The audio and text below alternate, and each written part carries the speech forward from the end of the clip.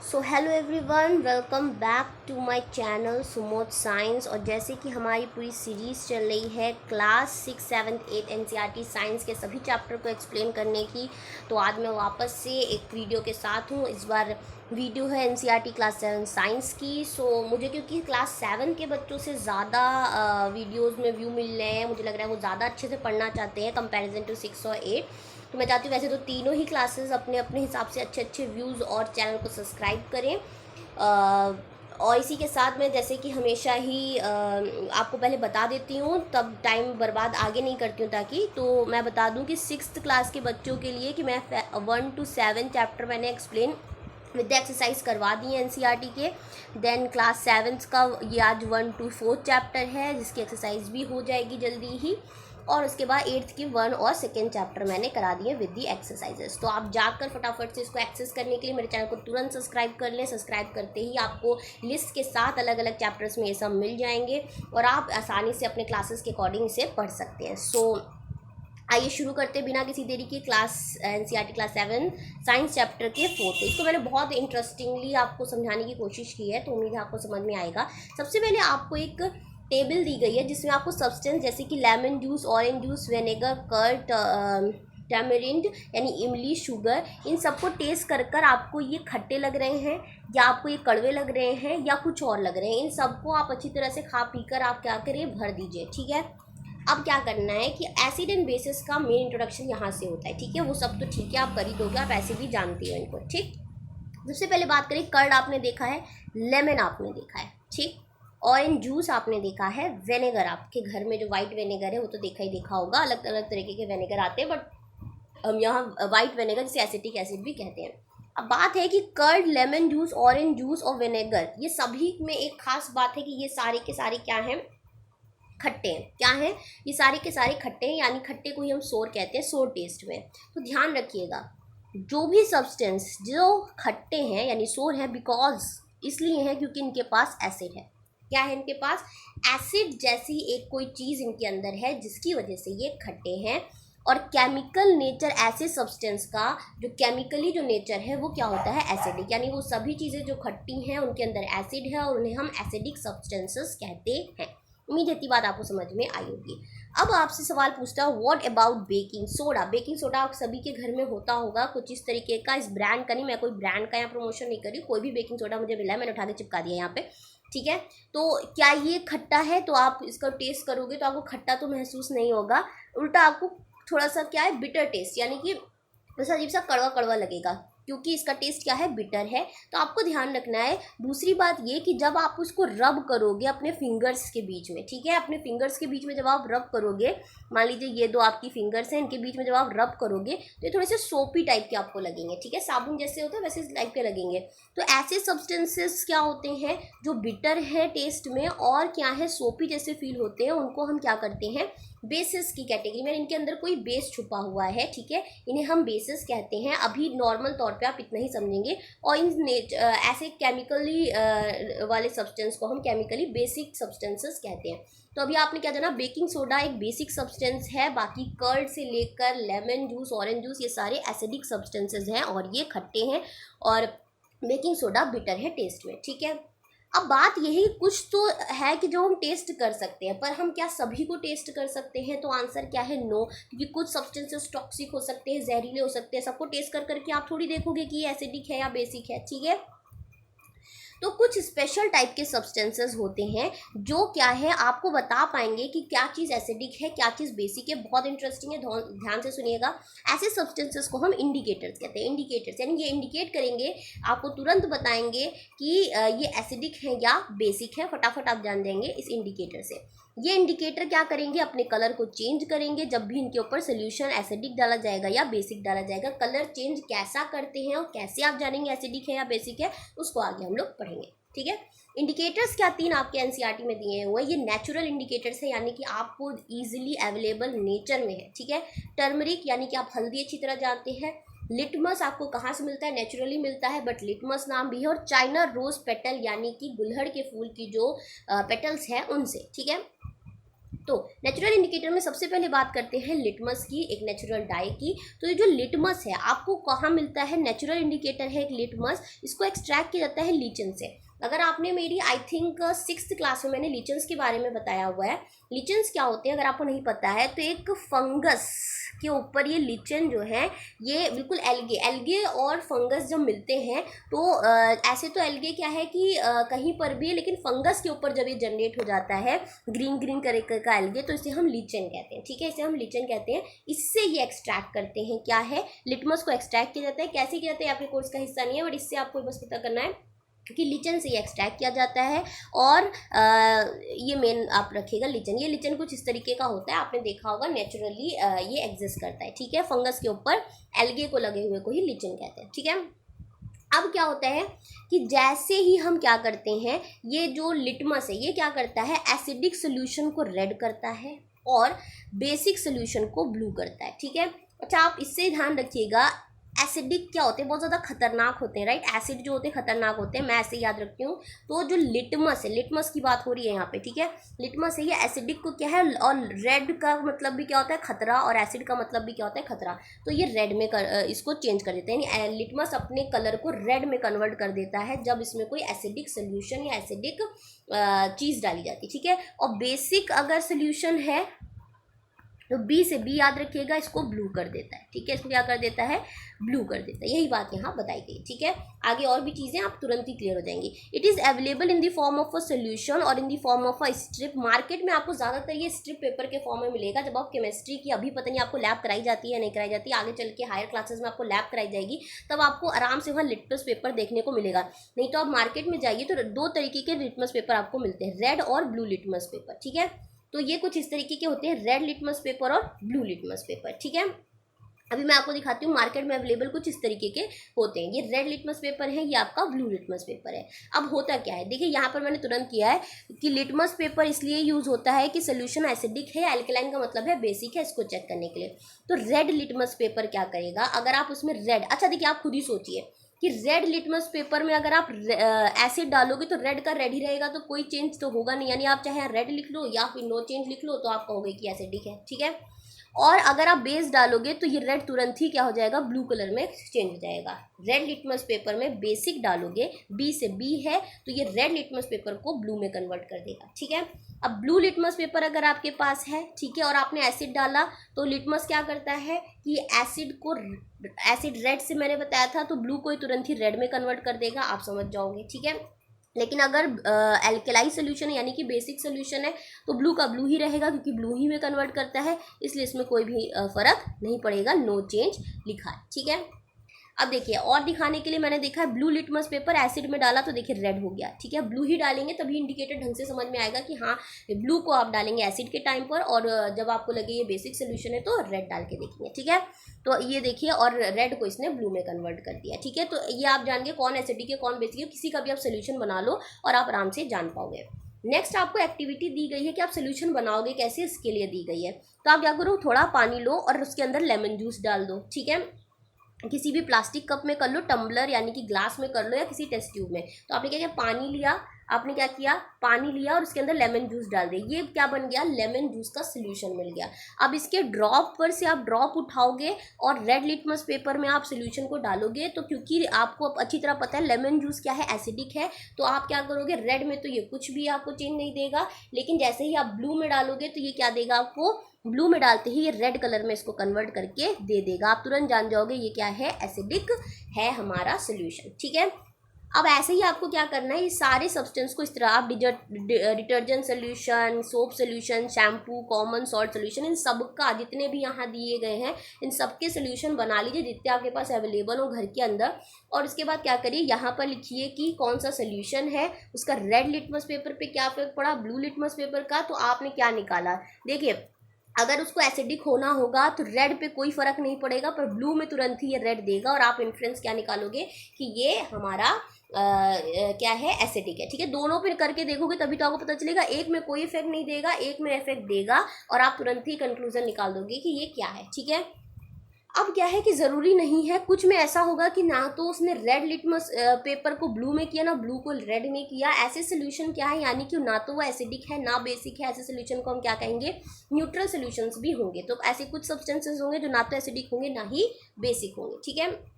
अब नेक्स्ट बात करते हैं, टर्मरिक इज अनदर। अब नेक्स्ट है हमारा टर्मरिक जो है, यानी कि हमारी हल्दी, ठीक है। इसके लिए आपको टर्मरिक सोल्यूशन को बनाने के लिए आपको टेबल स्पून टर्मरिक पाउडर लेना है, जो आपके घर में हल्दी पाउडर मिल जाता है। उसमें क्या करना है, थोड़ा सा पानी डालना है, उसका एक पेस्ट बना लेना है। फिर टर्मरिक पेपर को बनाने के लिए आप क्या करें, टर्मरिक जो पेस्ट है उसको आप फिल्टर पेपर या कोई भी ब्लॉटिंग पेपर जिसमें थोड़े छेद ज़्यादा हो वाले पेपर में आप उसको लगा दो। जैसे ये आपका कोई पेपर, इसके अंदर आप क्या करो कि पूरी हल्दी का पेपर लगा दो, ठीक है। अब हल्दी का लगा दो, इसकी थिन थिन स्ट्रिप्स काट लो, तो आपको क्या है, जैसे लिटमस पेपर मिला था वैसे ही आपको ये टर्मरिक पेपर मिल जाएगा, ठीक है। अब आपको क्या करना है कि टेबल 4.3 पे आपको क्या करना है, सारे सॉल्यूशंस करके देखने हैं जैसे कि अभी आपने लिए हुए थे।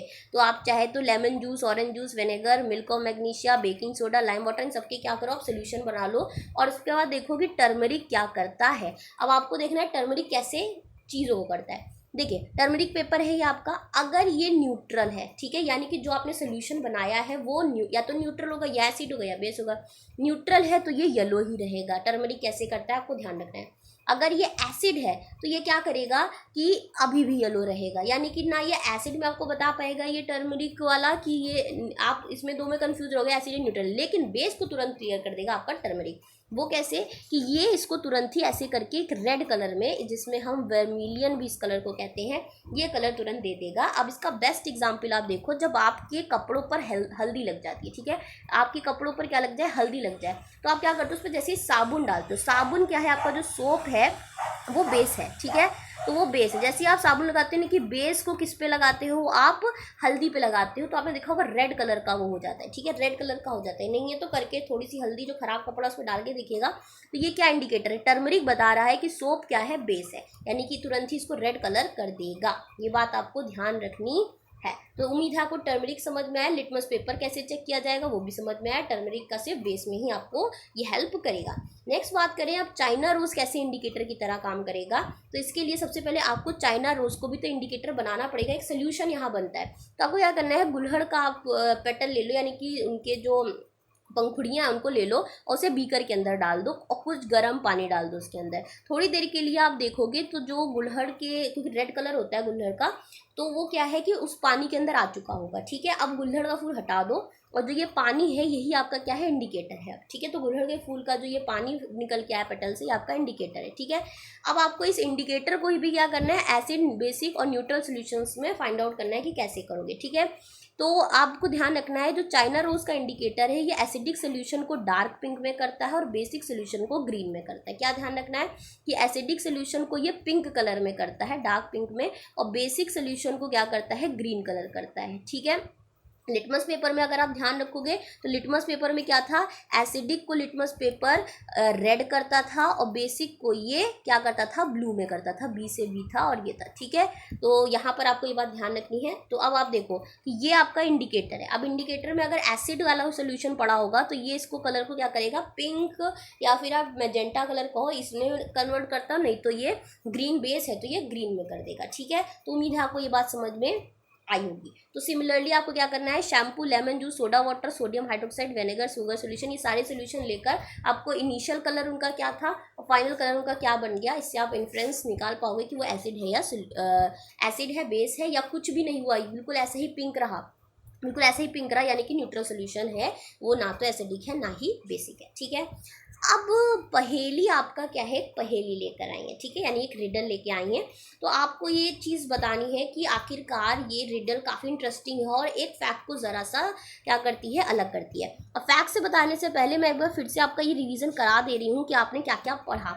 आपने क्या पढ़ा, लिटमस पेपर जो आपका था वहाँ पर आपने पढ़ा कि आपको 2 लिटमस पेपर मिलते हैं, वो है रेड लिटमस पेपर और ब्लू लिटमस पेपर, ठीक है। तो जो रेड लिटमस पेपर है उसको अगर एसिडिक आ रहा है तो रेड को ये चेंज नहीं करेगा, रेड का रेड रखेगा, पर ब्लू को क्या रखेगा कि तुरंत ही रेड कर देगा। तो आप दोनों इन्फ्लुएंसेस से जान जाओगे कि आया कौन था, एसिड आया था, ठीक है। अगर यही चीज़ अगर बेस आ रहा होता तो रेड को ये ब्लू में कन्वर्ट कर देता और ब्लू को ये ब्लू में ही रहने देता, तो वो दोनों ब्लू ब्लू मिलते, तो आप क्या जान जाते कि ये हमारा बेसिक आया था। ठीक है, कुछ दोनों को ही अगर ये चेंज नहीं कर रहा है, ना तो रेड रेड रेड ही रह रहा था, ब्लू ब्लू ही रह रहा था, उस दौरान न्यूट्रल सोल्यूशन आपका आया था।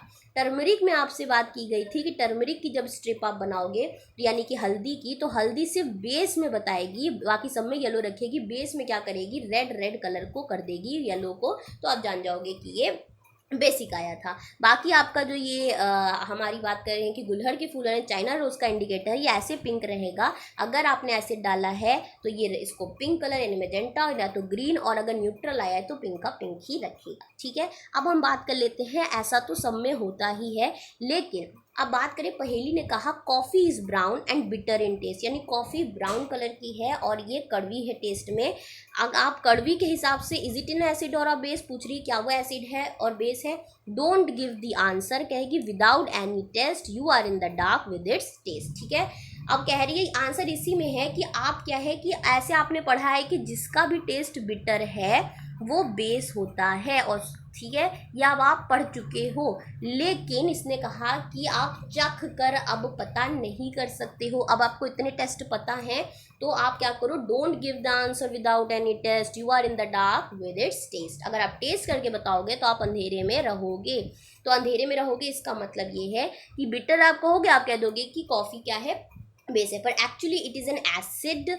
सो आपको क्या करना है कि आपको टेस्ट करके देखना है। आप कॉफ़ी का जब टेस्ट करो, कॉफ़ी का एक सोल्यूशन बना लो, और कॉफ़ी के सोल्यूशन में आप क्या करो, आप रेड लिटमस पेपर या ब्लू लिटमस पेपर, या फिर आप सबसे अच्छा टर्मरिक आपके घर में मिल जाएगी, आप टर्मरिक का पेपर जब बनाओगे और आप उस पर जब कॉफ़ी सोल्यूशन डालोगे, वो रेड नहीं होगा। रेड नहीं होने का मतलब है it is not the basic solution. So आपको आंसर क्या मिलेगा कि ये बेसिक नहीं है, तो क्या है, ये एसिडिक होता है। तो यहाँ पर एक फैक्ट को अच्छी तरह से ध्यान रखो, it's an interesting fact in the terms of the coffee. Okay, so no, ये रही आपकी कॉफ़ी। दिखाने के लिए मैंने आपको कॉफ़ी बीन्स दिखाई हैं, आपके घर में कॉफ़ी के पाउडर आते होंगे, उस हिसाब से देख लीजिए। नेक्स्ट बात करेंगे इसी में। अब नेक्स्ट बात है न्यूट्रलाइजेशन, क्योंकि चैप्टर का नाम है एसिड बेस एंड सॉल्ट। अब सॉल्ट के लिए न्यूट्रलाइजेशन को समझना इंपॉर्टेंट है। एसिड बेस आप अच्छी तरह से समझ गए हो, आइडेंटिफाई करो। अब हमने कहा है we have learn that acid turns blue litmus red and bases turn red litmus blue. ठीक है, ये अब आप देख चुके हो। Let us see what happens when an acid is mix with a base. अब हम देखना चाह रहे हैं जब एसिड को बेस के साथ मिक्स कर दें तो क्या होगा। इसके लिए हम एक इंडिकेटर का इस्तेमाल करेंगे जो अभी तक हमने इस्तेमाल नहीं किया है, फिनोप्थिलीन। ठीक है, फिनोप्थिलीन जो है हमारा, ये आपको लैब में ईजिली मिलता है, ऐसे आपको मिलना मुश्किल है, नहीं तो आपको मार्केट में मिल जाएगा। अभी करने की क्या ज़रूरत है, आप फिनोप्थिलीन अपने केमिस्ट्री लैब में जाएंगे तो आपको ये दिख जाएगा, नहीं है तो आप समझ लीजिए, मैं आपको अच्छी तरह से समझा दूंगी। इसके लिए आपको क्या करना होगा, ये हालांकि आपका टीचर करके दिखाएगा आपको। मैं आपको अच्छी तरह से यहाँ समझा देती हूँ कि करना क्या है। अब देखिए, जो फिनोप्थिलीन होता है एक्चुअली में वो थोड़ा सा ऐसा पिंकिश कलर का होता है, लेकिन ये है वो सोल्यूशन है, अभी ये इसके बाद आएगा। ऐसे ही पिंकिश टाइप का सोल्यूशन होता है। ठीक है, चलिए आपको बता देते हैं कि सबसे पहले आपको क्या करना है, 1/4 आपको टेस्ट ट्यूब में डाइल्यूट हाइड्रोक्लोरिक एसिड ले लेना है। ठीक है, आपको सोल्यूशन या आपकी टेस्ट ट्यूब होगी, इसके अंदर आपने सबसे पहले क्या किया, आपने हाइड्रोक्लोरिक एसिड, जिसे हम HCl से भी डिनोट करते हैं, वो आपने ले लिया। ठीक है, आपको इसका कलर नोट करना है, तो इसका कलर आपने जब हाइड्रोक्लोरिक एसिड का करोगे तो बिल्कुल वाइट होता है। ठीक है, तो आपने वाइट कलर इसको नोट कर लो। Note down the colour of the phenolphthalein. अब आप फिनोप्थिलीन का जब कलर सोल्यूशन ऑल्सो डाउन करोगे तो पिंकिश टाइप का कलर होता है उसका। ठीक है, आप उसका भी कलर कर लो, अभी हमने इसमें डाला नहीं है। अब 2 से 3 ड्रॉप आपको इंडिकेटर इसके अंदर डालने हैं। 2 से 3 ड्रॉप जैसे ही आप फिनोप्थिलीन के डालेंगे, now shake the test tube gently, do you observe any change in the colour of the acid. तो आपको मैं बता दूं कि जैसे ही फिनोप्थिलीन को आप एसिड में डालोगे तो फिनोप्थिलीन एसिड में डालने पे कोई भी कलर नहीं है, ये खुद पिंक होती है, पर एसिड में डालने पर ही ये इसका कोई भी कलर नहीं आता, यानी अभी भी ये क्या है, ट्रांसपेरेंट रहती है। आपको बस ये बात पहले ध्यान रखनी है कि HCl प्लस आप जब फिनोप्थिलीन डाल रहे हैं तब भी इसका कलर क्या है, ट्रांसपेरेंट, यानी कि वाइट कलर ही रहेगा। अब क्या करना है आपको, acidic solution a drop of sodium hydroxide. अब इसके अंदर आपको सोडियम हाइड्रोक्साइड जेंटली इसके अंदर डालना है और इसको स्टीर करते रहना है। Is there any change in the colour of the solution, अब आपको मैं समझाती हूँ। ठीक है, अब देखिए यहाँ पर क्या है, एसिड प्लस इंडिकेटर दोनों पड़े हैं जो कि ट्रांसपेरेंट है। धीरे धीरे आपको ड्रॉप बाय ड्रॉप बेस डालना है। आप फिर से उसको हिलाओगे तो ये वापस से ट्रांसपेरेंट होगा। धीरे धीरे जितनी आप ड्रॉप डालते जाओगे, एक समय आएगा जब ये कलर को क्या कर देगा, इस कलर का कर देगा, ठीक है, जो इसका कलर को क्या कर देगा, इस तरीके के कलर को कर देगा, ठीक है। तो यहाँ पर क्या हुआ कि इस तरीके के कलर करने पर क्या हुआ कि एसिड, ठीक है, प्लस बेस आप डाल रहे थे, लेकिन एसिड का असर ज़्यादा था, ठीक है, एसिड का असर क्या था, ज़्यादा था, इसलिए ये क्या है कि कलर को अभी चेंज नहीं कर रहा था, ठीक है, ये अभी कलर को चेंज नहीं कर रहा था।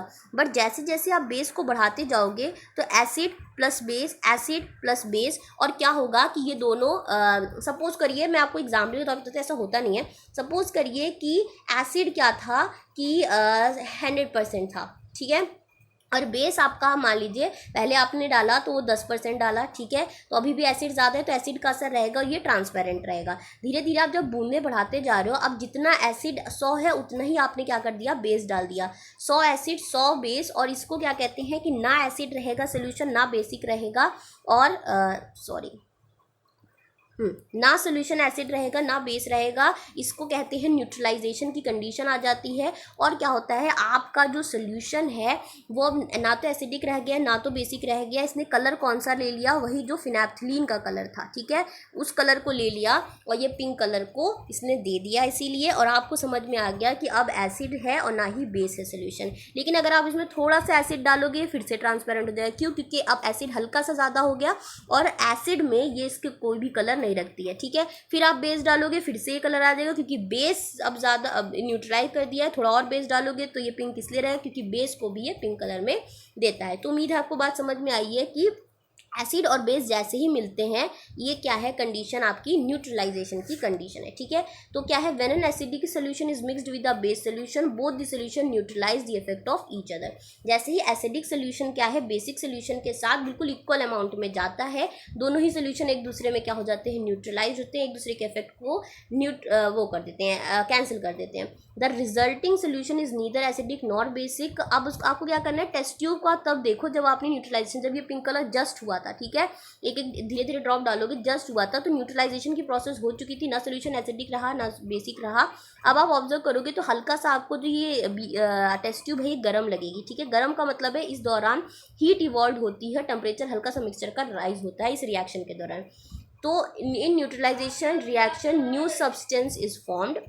क्या होता है, आपके न्यूट्रलाइजेशन में नया सब्सटेंस फॉर्म होता है। इस नए सब्सटेंस की बात करें तो सॉल्ट फॉर्म हो जाता है। जब एसिड और बेस को हम मिलाते हैं तो नया सब्सटेंस फॉर्म हो जाता है, सॉल्ट उस सब्सटेंस का, ठीक है। और सॉल्ट में भी एसिडिक, ये सॉल्ट एसिडिक भी हो सकता है, बेसिक भी हो सकता है और न्यूट्रल भी नेचर में हो सकता है। सॉल्ट का नेचर एसिडिक बेसिक हो सकता है, लेकिन एसिडिक और बेसिक को मिलाने पर नेचर ना एसिडिक रहा ना बेसिक रहा। इस प्रोसेस को हम क्या कहते हैं, न्यूट्रलाइजेशन की प्रोसेस कहते हैं। यानी एसिड और बेस को मिलाने पर हम जो प्रोसेस बनाते हैं, जो रिएक्शन बन के निकल के आती है, वो न्यूट्रलाइजेशन की प्रोसेस होती है। इसलिए न्यूट्रलाइजेशन को क्या कहेंगे, the reaction between an acid and base is known as neutralisation.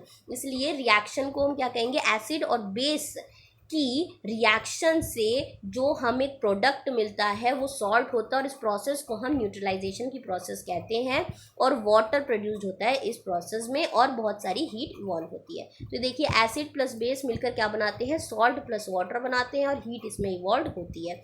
तो फॉलोइंग रिएक्शन को अगर ऐसे समझे तो एक एग्जांपल है, तो एसिड बेस का नाम है, एसिड हमने लिया हाइड्रोक्लोरिक एसिड यानी HCl, सोडियम हाइड्रोक्साइड हमारा बेस है, हमें मिलता क्या है, सोडियम क्लोराइड यानी NaCl जो कि एक सॉल्ट है, ठीक है, हमें मिलता है NaCl, और हमें वाटर मिलता है, हीट भी इवॉल्व होती है। तो उम्मीद है आपको बात समझ में आई होगी कि यहाँ सॉल्ट कब मिलता है, जब एसिड और हम बेस को मिलाते हैं सॉल्ट मिलता है। सॉल्ट का नेचर एसिड बेस दोनों हो सकता है, ठीक है, और न्यूट्रल भी हो सकता है, ठीक है। तो ये देखिए, ये एसिड मिला रहे हैं, बेस मिला रहे हैं, जो सोल्यूशन मिल रहा है वो सॉल्ट प्लस वाटर मिलता है रिजल्ट में, ठीक है। अब उम्मीद है, अब हम न्यूट्रलाइजेशन क्या करते हैं, रियल लाइफ में भी करते हैं। किसी एक का अगर चीज़ बढ़ती है या एसिडिक बढ़ेगी तो हमें बेसिक अप्लाई करनी पड़ेगी, बेसिक है तो एसिडिक। कब करते हैं, आइए देखते हैं। इन डाइजेशन पर, डाइजेशन की बात नहीं, हमारे स्टमक में हम लोग पढ़ चुके हैं पिछले चैप्टर में कि हाइड्रोक्लोरिक एसिड हमारे स्टमक में प्रेजेंट होती है, HCl। अब ये हेल्प क्या करती है, फूड को डाइजेस्ट कराने में करती है। बट ज़्यादा एसिड जब स्टमक में हो जाता है तो इनडाइजेशन, यानी एसिडिटी जब हो जाती है तो इनडाइजेशन हो जाता है। समटाइम्स क्या होता है, ये जो इनडाइजेशन है आपका पेनफुल होता है, इनडाइजेशन हो नहीं रहा है, और क्योंकि ज़्यादा ही एसिडिक हो गया है हमारा हाइड्रोक्लोरिक एसिड। इसके लिए हम क्या करते हैं, एक एंटी एसिड लेते हैं, antacid such as milk of magnesia, such as कुछ भी ले सकते हैं बेसिक टाइप का, मिल्क ऑफ मैग्नीशिया जो क्या करता है, मैग्नीशियम हाइड्रोक्साइड को कंटेन रखता है। मैग्नीशियम हाइड्रोक्साइड आपका क्या है, जिसके अंदर बेस होना चाहिए, बेस है और हमारे पेट के अंदर एसिडिटी ज़्यादा हो गई है। इट न्यूट्रलाइजेज दी एक्सेस एसिड को, ये न्यूट्रलाइज कर देता है। तो ये ऐसे कुछ फॉर्म में मिलता है, बहुत जगहों पे अलग अलग तरीके से मिल्क ऑफ मैग्नीशिया आपको किसी भी केमिस्ट की दुकान पे ऐसे मिल जाती है, ठीक है। तो मिल्क ऑफ मैग्नीशिया पी लिया जाता है, ठीक है। नेक्स्ट बात करें, जब आपको चींटी काटती है, चींटी के अंदर क्या होता है, फॉर्मिक एसिड होता है, ठीक है। वो आपके अंदर जब डालती है तो फॉर्मिक एसिड डाल देती है। अब स्किन के अंदर क्या है, एसिड जो है वो ज़्यादा हो जाता है स्किन में, उस पोर्शन पे जहाँ पर आपको चींटी ने काटा है। अब इफेक्ट बहुत ज़्यादा दर्द होता है अगर लाल चींटी ने काटा हुआ है, ठीक है। The effect of the acid can be neutralised. अब उसको न्यूट्रलाइज करने के लिए आप क्या करो कि अगर घर में बेकिंग सोडा है, जिसको हम सोडियम हाइड्रोजन कार्बोनेट भी कहते हैं, आपको क्या करना है, उसको तुरंत तुरंत मल लेना है उस जगह पर। तो क्या है, एसिड है और इस ज़्यादा एसिडिटी को बेस क्या करेगा, कम कर देगा, ठीक है। तो आपने बेस डाल दिया। दूसरा आप क्या कर सकते हैं, कैलेमाइन सोल्यूशन भी उस जगह घिस सकते हैं जिसमें जिंक कार्बोनेट होता है। कैलेमाइन सोल्यूशन कोई भी हो सकता है। अब आपको याद होगा, अगर आपके घर में कभी ये आया हो, लैक्टोकैलेमाइन फेस लोशन है, लेकिन देखिए मैंने यहाँ पर देखा है तो लैक्टोकैलेमाइन के सोल्यूशन में आप देखोगे इंग्रेडिएंट में यहाँ क्या लिखा हुआ है, जिंक कार्बोनेट, अगर आपको दिख रहा हो, ठीक है। तो अगर इसके अंदर जिंक कार्बोनेट प्रेजेंट है, इसके अंदर बेसिक एक सोल्यूशन प्रेजेंट है, तो आप ये भी अगर घिसोगे ना तो भी आपको आराम मिल जाएगा, ठीक है। तो आपको ये ध्यान रखना है कि अगर बेसिक वहाँ पर कोई सोल्यूशन है तो आप चीज़ें कर सकते हो। हालांकि आपके यहाँ बेकिंग सोडा सभी के घर पे मिल जाता है बहुत आराम से, ठीक है। तो कैलेमाइन जो है वो कोई भी सोल्यूशन भी हो सकता है, ठीक है, और जिसके अंदर जिंक कार्बोनेट प्रेजेंट हो, जो कि हमारा क्या है, बेसिक होगा, ठीक है। नेक्स्ट बात करेंगे, सॉइल के ट्रीटमेंट के लिए भी होता है। क्या होता है, कभी कभी हम बहुत ज़्यादा फर्टिलाइजर यूज़ करते हैं और फर्टिलाइजर्स क्या होते हैं, वो सॉइल को बहुत ज़्यादा एसिडिक बना देते हैं। तो अब बहुत ज़्यादा एसिडिक में भी आपका प्लांट अच्छी तरह से फलेगा फूलेगा नहीं, या बहुत ज़्यादा बेसिक हो तो भी नहीं फूलेगा, ठीक है। तो बहुत ज़्यादा जब एसिडिक हो जाता है तो हम क्या करेंगे, बेसिस डाल देंगे। जैसे क्विक लाइम जो होता है आपका चूना ही होता है, कैल्शियम ऑक्साइड होता है, और स्लेक्ड लाइम जो होता है, जब पानी डाल देते हैं तो हमें जो मिलता है वो कैल्शियम हाइड्रोक्साइड मिल जाता है, यानी कि ये भी चूना ही है। अगर हम क्या करें, इनमें से दोनों में से कुछ भी डाल दें तो आपका सॉइल जो है वो बेसिक हो जाएगा, और एसिडिक को बेसिक मिला के एसिडिटी को सॉइल की कम कर देगा। तो ऑर्गेनिक मैटर, अगर बहुत ज़्यादा organic matter is added to it, organic matter अगर बहुत ज़्यादा बेसिक है तो आप क्या करोगे, ऑर्गेनिक मैटर्स जो हम लोगों ने ऑर्गेनिक मैटर्स पढ़े थे कि सड़ा सुड़ू के जो भी बना देते थे हम लोग, कि डेड प्लांट्स और क्या है जो आपके वीड्स वगैरह हैं, और जो आपके क्या बोलेंगे एनिमल्स वगैरह जो कीड़े मकोड़े हैं, इन सबको अगर आप एक जगह इकट्ठा करके सड़ाने के बाद जो बच जाता है वो आपका होता है मैन्योर, और वो ऑर्गेनिक मैटर होता है। उसको भी जब आप डालेंगे तो क्या करेगा, ये एसिडिटी, ये बेसिक को कम करता है और एसिडिक होता है। तो अगर सॉइल बहुत ज़्यादा बेसिक है, जैसे कि आपको पता चले, तो आप उसमें ऑर्गेनिक मैटर डाल दोगे, तो दोनों से ही क्या है, आप न्यूट्रलाइजेशन कर पा रहे हो। अगर बहुत ज़्यादा एसिड है तो आपको क्या डालना है, उसके अंदर चूना डाल देना है, लाइम डाल देना है, और अगर वो बहुत ज़्यादा बेसिक है तो आप ऑर्गेनिक मैटर डाल दोगे, क्योंकि ऑर्गेनिक मैटर में एसिड है, ठीक है। नेक्स्ट बात करें, फैक्ट्री वेस्टेज में भी सेम प्रोसेस होती है। वेस्टेज जो है फैक्ट्री में वो ज़्यादातर एसिड को कंटेन करते हैं। अब इसको जो कि ये वाटर बॉडीज, यानी कि आपका जो फैक्ट्री का वेस्ट मटेरियल है वो कहाँ जाता है आपका, वो जाता है सीधे आपके क्या कहते हैं, पानी वगैरह जहाँ आपका होता है, नदी वगैरह में जाता है। तो इससे क्या होता है, जो फिश रह रही वो मर सकती हैं, बहुत ज़्यादा एसिडिक वाले में उनको आदत नहीं है, बहुत ज़्यादा ऑर्गेनिज्म मर सकते हैं। तो उसके लिए वेस्टेज को हम खुद भी इफेक्ट होंगे अगर पानी ऐसा गंदा पियेंगे। तो क्या कहा जाता है कि न्यूट्रलाइजेशन, इसीलिए उसका बेसिक सब्सटेंसेस से फैक्ट्री जो है जो भी वेस्ट निकलता है उसको सबसे पहले बेसिक सोल्यूशन से कम उसका इफेक्ट करके, एसिडिक कम करके, तब पानी के अंदर उसको छोड़ा जाता है। तो आपने जाना कि इतने सारी चीज़ें जो हैं वो एसिडिक और बेसिक और सॉल्ट के बारे में आपने बहुत अच्छी तरह से समझ लिया है। तो अगर आपको मेरी वीडियो पसंद आई हो तो प्लीज़ मेरे चैनल को लाइक करें, सब्सक्राइब करें, और सब्सक्राइब तो ज़रूर करें, लाइक भी करें, और कोई और वीडियो जो आपको चाहिए सजेस्ट भी करें। तो thank you so much for watching it.